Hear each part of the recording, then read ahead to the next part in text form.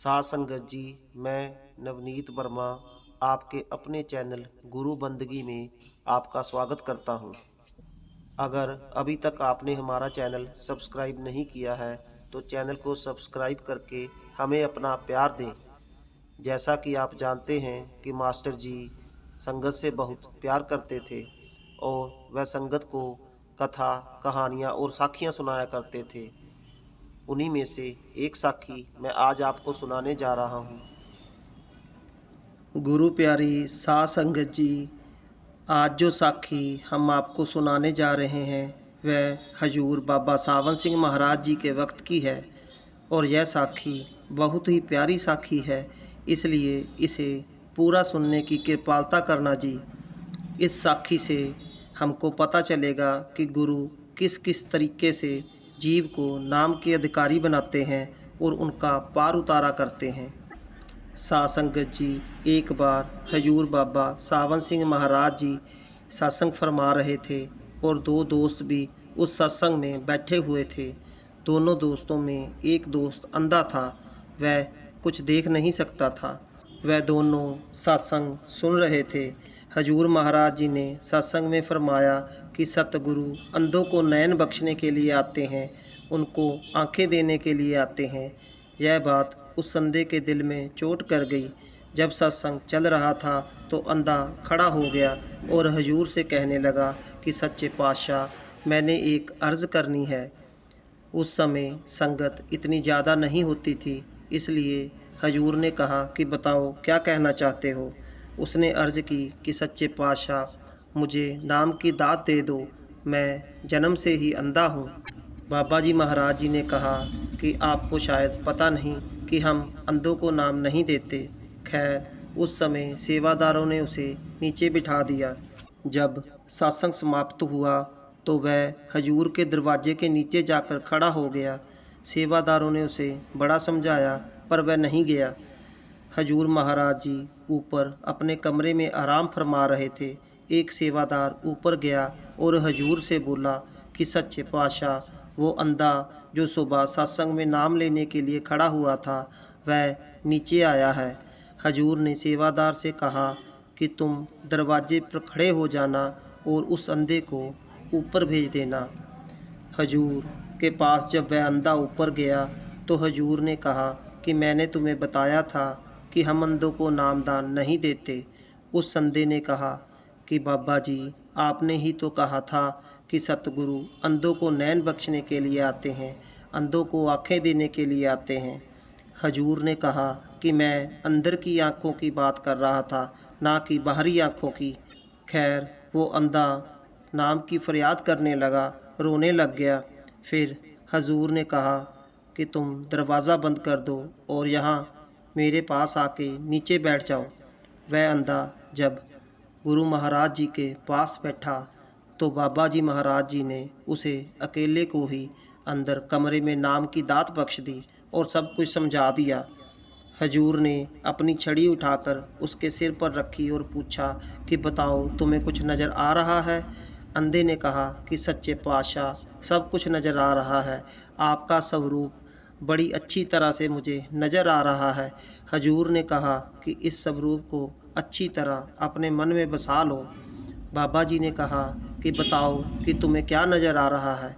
उसने कहा कि सच्चे पातशाह, मुझे नज़र आ रहा है कि आपने सफ़ेद रंग की पगड़ी पहनी हुई है। बाबा जी ने कहा, ये तो सारे ही जानते हैं कि हजूर सफ़ेद रंग की पगड़ी पहनते हैं।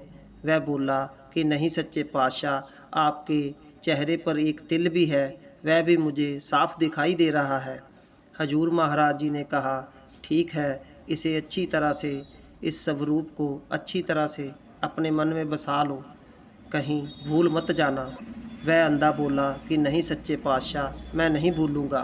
खैर, उस अंधे को बाबा जी महाराज जी ने दया की, उसको नाम की दात वहीं पे बख्श दी। वह अंधा भी कुछ करने वाला था। वह सारा सारा दिन भजन सिमरन करता रहता था। कई बार सेवादारों ने भी उसे देखा, वह 4-4 5-5 घंटे लगातार भजन सिमरन में बैठा रहता था।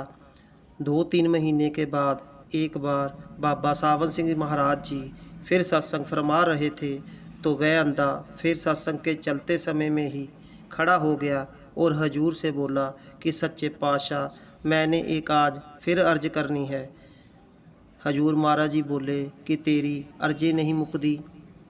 वह अंधा बोला कि सच्चे पातशाह, आज कह लेने दो, फिर नहीं कहूँगा। हजूर ने कहा कि बताओ क्या कहना चाहते हो। वह अंधा बोला कि सच्चे पातशाह, मैं आपको अपने पिछले जन्म का हाल सुनाना चाहता हूँ।